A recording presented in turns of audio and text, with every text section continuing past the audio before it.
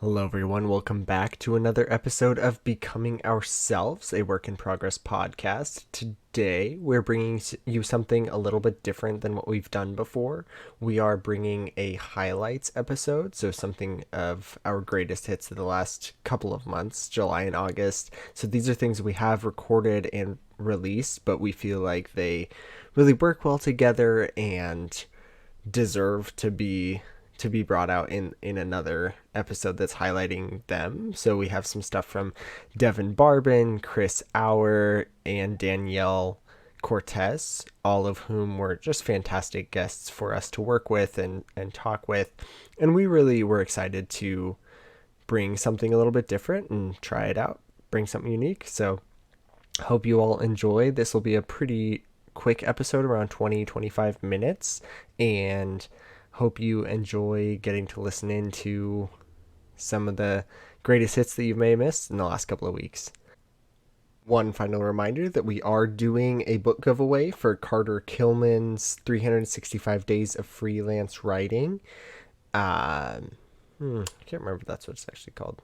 So, Devin, one of the things that I have always admired about you and about Morning Brew Learning is this idea of weak ties. That's something that Meg J talks about a lot in the Defining Decade. And weak ties are a very cool idea. I'm not going to define them. Can you talk about weak ties for a minute? And then I've got some follow-up questions about it. I would love to talk about weak ties. Dr. Meg J talks a lot about them, and as do a few other people. And there are lots of studies and research around this. Essentially, a weak tie is someone that you want to have access to in your normal day-to-day job or geography or life. And it doesn't necessarily mean that that relationship is weak, but that it is someone that isn't in your most direct network. So a couple of fun examples around it. There's this theory game, whatever you want to call it, called the 6 degrees of Kevin Bacon, or the Oracle of Bacon, I think some people call it. It is quite fascinating. You can look it up. And it's this idea that essentially you can take any actor, any major actor, and through shared cinematic appearances of other actors that they've been in movies with, connect them to Kevin Bacon within 6 steps or less. And it's a whole parlor game, and the point is to try to see what path is the shortest to get to Kevin Bacon from any given actor. And aside from Kevin Bacon, it actually has real world applicability in that it's evidence of this broader theory called the 6 degrees of separation in general, in which the idea is that pretty much anyone is connected to any other person in 6 connections or less. There was another study done, and I will butcher this if I try to describe it too in depth because I learned about it years ago, but it was basically a project in which they took a group of people and started with a group of like the A group. And the goal was to get all of these packages that they assigned to these people to a Z group, so the end group. And they gave them vague information about the type of person it was and the geography they were in, and basically said, send this to the person that you think is most likely to know this person or this type of person. And then they saw what happened and actually how the packages ended up, even though the first person and the last person were completely unconnected to each other, in such few steps were able to end in their actual destination. And so it's just this really fascinating, I think, evidence in both instances that people are much more connected than we realize. And our networks ourselves that we have are pretty limited. We tend to be in groups in which we know the same people, operate in the same social circles, whether that's professional or personal. And I think that weak ties, what they do is give you access to people and knowledge and ideas that you wouldn't otherwise have. And then through that, your second and third and fourth degree connections then become so much wider and so much more broad and diverse, because all of those people have access to resources and people and knowledge that you don't have as well. So really the idea is that most opportunities and a lot of connections that end up leading to jobs or to friendships or things like that often come from weak ties because of that. And so there's this really great benefit of fostering weak ties and looking for weak ties and investing in them and trying to have a broader network of weak ties. I love that. And it's exponential too, right? Because like if I know, Dunbar's number, 150 people, right? each one of them knows 150 people who knows 150 people, that it's not just this, like, it's not adding, it's what is that, multiplying? It's exponential. That's it's the exponential curve. Yeah. Yeah, exactly. And it's access to things that you wouldn't normally be able to break into, I think, otherwise. Like when you think about the way that it can be most beneficial is if you're trying to get into an industry or move to a new place or whatever it may be that you don't really have any direct experience or direct contacts for, that's when it becomes really powerful because, like you said, it does have this exponential growth factor in a way in which the people that are connected to you in your most close friend circles or professional circles and jobs are probably going to have that same knowledge that you have to a certain extent. And Mm. so being able to tap into the wider circles and people's expanded networks is what's really probably going to be the connection, the one thing that changes the trajectory in the way that you might be looking for if you have a specific goal or outcome in that way. How does someone know if they should be in therapy? What are some of the things that someone should ask themselves when they're starting to think about, maybe I should see a therapist about this? Right. Yeah. Yeah, it's a good question. And I think there's kind of like a broad array of answers because I think, first and foremost, it's like a very personal choice about when you start therapy. And so, I kind of like a metaphor that comes to mind is, how people like drive their cars or treat their cars. And some people are like, oh, I'm going to go in for my 3,000-mile oil change every time.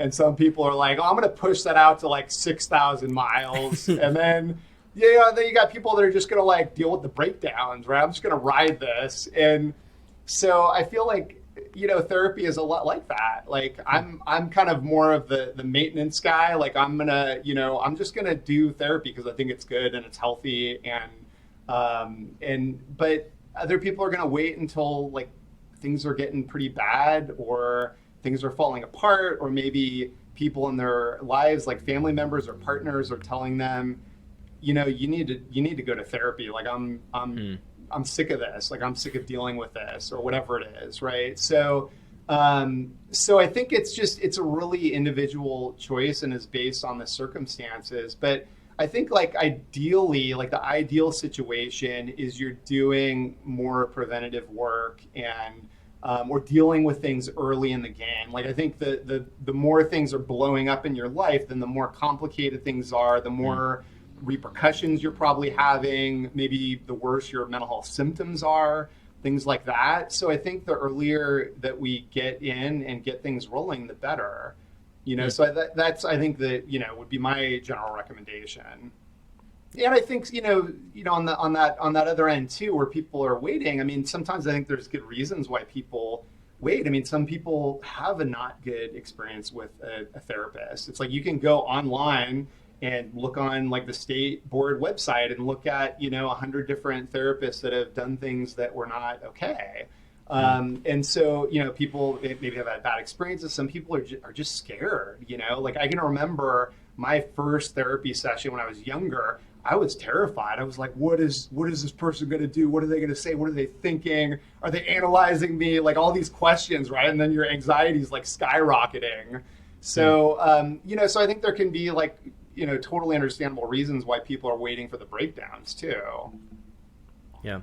For someone that like is feeling that like fear, that anxiety around like starting therapy, what would you say to them?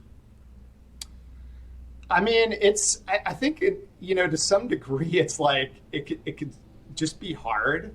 I mean, whether it's doing it for the first time or whether it's going back, and feeling uncomfortable about it, I think it could just be really hard. And so, the hope always is that when you're meeting with someone, they're good and it is a good fit. And so ideally, if you're coming in with a lot of anxiety, then whoever you're working with is going to like see that and respond to that. And you're going to meet in the middle and things can really like de-escalate quick because, as a client, like I'm sitting down and I feel like, oh, this person like gets me, or I'm, they see me, or I'm heard, and or they're not, judging or shaming me, or whatever it is. And I feel like that can like really diffuse things quickly. Hmm. But aside from that, I think it's like doing whatever you know how to do to help de-escalate yourself. So you know, at least you're not going in like in the middle of an anxiety attack or something like that, right? Yeah. So you mentioned calories in and calories out, and I wanted to ask, is weight change as simple as that? Or is there more that plays into the equation? I think it's a good question. I think yes to some degree, no to a lot of degrees. Um, you want your body to be able to, to see weight, to see weight loss. You want your body to burn through your fat stores. But there are different ways that you can achieve this. So if you're burning as many calories as you're taking in, your weight's going to pretty much stay stable. If you start burning more, then your body's going to have to turn to certain other resources within your body to burn it, and that's why you typically see weight loss in that way. So the food you eat, the quality, how often you eat, how much you're moving your body, they all make a difference there. If you wanted to boil it down, and someone said to me, "How do I lose weight?" I would probably say take in 300 to 400 calories less than you're taking in now, but like that doesn't help anybody, right? Like there's so many other layers to that. So to some degree, yes, and it's way more complicated, I guess, to say too. Yeah. Well, let's dig into some of that complexity a little bit. So, like, Sure. what are the factors that contribute to like weight changes, like gaining or losing weight? Like, what all kind of goes into that equation? So I'd rather, I think, talk about what plays into why someone is struggling with their weight or how it starts. Being overweight or having obesity. It starts with genetics, and what combination of genes you have makes you more susceptible or less susceptible to weight gain. It also can even have a factor in like how motivated you are to work out or how your body reacts to different foods Oh, or yeah. to fitness. Yeah, so we do genetic testing at our company, and a lot of these things are predestined in your genetics. So when you're looking at that, you really say, "Wow, like this was out of somebody's control," and you have to look at it through that lens. Unfortunately, there's so much weight stigma around that you have to look at like this is not the fault of somebody. This is a combination of genetics. It's then epigenetics, which is the environment that you grew up in, and it kind of explains how these genes get expressed, which changes your brain chemistry, and a lot of that is happening in the brain, right? So the other factors are like, are there health issues? Are you on medication? How is your endocrine system, right? Yeah, no, that's interesting. And I think that is like a more like meeting people where they're at. Like that is a more like empathetic approach to it rather than like blaming someone for it. That it's like, no, it's not just someone's fault that, oh, you just have no self-control. That's the reason that you're struggling with your weight, that it's bigger than that. Yeah. To understand like why people gain and lose weight, your body is a science experiment, right? Your body is a machine, and there's a certain amount of calories that it needs to function at a basic level. So for your heart to be beating, for your muscles to work the way they do, for your brain, you need calories to fuel that.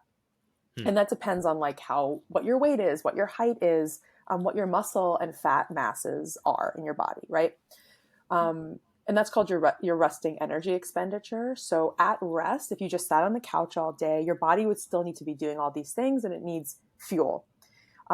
So to maintain your weight, you basically need to take in as many calories that matches what you're burning, right?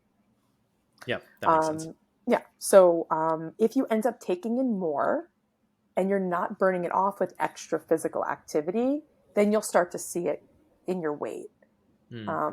Yeah, and the paleo diet got really popular for a long time and still is to some degree, but our world is very food centric. People use food for entertainment. They use it for comfort. They use it for excitement. It's very social. Totally right. So you're ending up We're just constantly inundated with food, extra food. And I love food, and food is great. But if it's not countered by physical activity, and for better or for worse, we're living like a very sedentary, not for better, not for better, for worse. We're not as active as our former ancestors were, right? So Mm-hmm. we have to counter it with exercise, and if there's resistance to exercise, then you're going to see more weight on your body. And like you said earlier, knowledge is power. It's so much easier to make a plan from an informed spot than from, we were bashing a little bit earlier on like the Instagram fitness, the Instagram nutrition train. It's like, yeah, they don't know your situation. So it's like, who knows, right? Yeah. And there's no one Mm-hmm. size fits all either. So, what works for one person doesn't work for the other. And there's no magic gimmick either. Like there's no magic diet other than, improving the quality of your food, potentially taking in less of it, if that is what makes sense, to you, and moving more and, getting more exercise and activity. That's where it all like, boils down to basically. Yeah, no, that makes sense. Okay, so we have talked before about this idea of prepsipes, which is something that you have talked about and something that kind of is in your wheelhouse a little bit. Can you talk a little bit about what that is and then how to approach that kind of concept? Yeah. So I sort of I trademarked that word or copyrighted it or something a couple of years ago, and I did nothing with it. I was going to make a website, and I did nothing with it. And now like people are going to hear this and go think it's maybe has lapsed. So, um, you know, some enterprising people are going to steal it. But a prep is like um, it's the alternative to a recipe, right? A recipe has steps, specific ingredients, specific amounts, unique, specific utensils. And I just don't think that's realistic for a family of four on a Tuesday night. So a prep is just getting a flavor profile together, applying it to a piece of food, and cooking it as quickly and as healthfully as possible, and making something delicious and healthy in less than 30 minutes. So the prepsipes, that when I talk about prepsipes, I talk about if getting inspiration from restaurants you'd like to go to, or foods, or meals you've had in the past, and figuring out, okay, what are the main ingredients? And usually it's just a bunch of spices and some other additives. So if you love Japanese food, then maybe having miso might be like an extra a second level ingredient for some people, but ginger, garlic, and soy sauce, for example. And you can apply that to salmon or cauliflower rice, or beef or anything else. And you just put this simple amount of ingredients together, and you have them as staples in your fridge or your pantry, and you just apply it to whatever it is you want to eat that week. So I've done a few classes on this. Chicken fajita recipes, right? Like vegetables you like, chicken, shrimp, beef, whatever it is, and then having like 3 or 4 pantry staple spices that you use. And then you have a meal. And that's, trying to like simplify it so it doesn't feel so overwhelming. Epicurus wrote about Epicureanism. It was kind of an answer to Stoicism in the early Common Era. And he talked a lot about pleasure, where Stoicism talked a lot about restricting ourselves. Stoicism talked a lot about self-control. Stoicism talked a lot about these sorts of ideas of you shouldn't be spending your time on those things. Epicurus talked about, no, what should we be spending our time on? Let's do stuff that we care about. Let's do stuff that we enjoy. So he talked a lot about pleasure. He talked about pleasure in 2 ways, but almost in a grid. But he talked about moving pleasures versus static pleasures, or active versus static pleasure. So active pleasure would be something like eating. Like if you're hungry and you eat a hamburger, that's an active pleasure because it's ridding yourself of an existing pain and you're taking an action to do it.